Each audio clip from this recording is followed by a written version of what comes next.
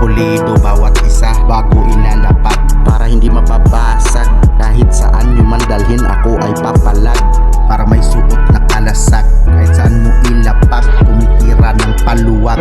Dati pa ako nagpipigil pero ngayon masyado nang mahaba ang sarili kong mga pangil. Ngayon sila nang gigigil, hindi na nila mabasag ang aking chill.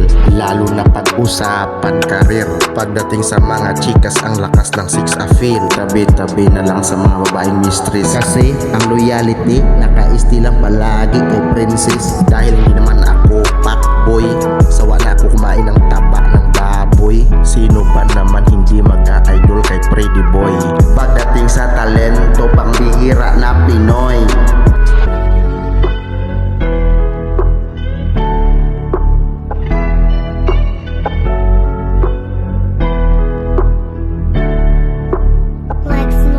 Dati, di ako sa kanila naging okay. Pasensya na kayo mga bibi at mga pare, masyado na akong busy. Pero ngayon, binigyan ng talento ng Panginoon. Sa mura kong edad, ang dami ko ng abilidad. Pero silat pa rin pagdating sa oportunidad. Dahil sa basihan, diploma at kagwapuhan.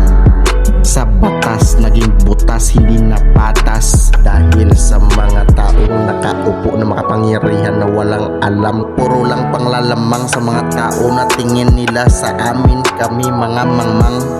Kalimutan nyo na mga kasalanan nyo noon. Magpatuloy sa mabuting gawa, yan ang utos ng ating Panginoon. Huwag kayo mabalisa sa makamundo na tao lamang ang gumawa. Huwag kayo maniwala na kayo pinagpala dito sa lupa.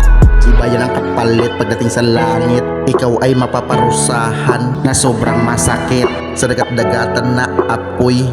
Dahil kayo mga unggoy na walang alam na iba kundi pagsasamba sa pira. Kahit alam nyo naman na nakasulat dito sa Biblia. Hindi ba kayo nagtataka? Bawat ukit ni Ama sa Biblia nagkatotoo sa buhay ng iba. Hindi ako yung rapper na iniisip lang ang sariling kapakanan. Gusto ko rin maimulat yung iba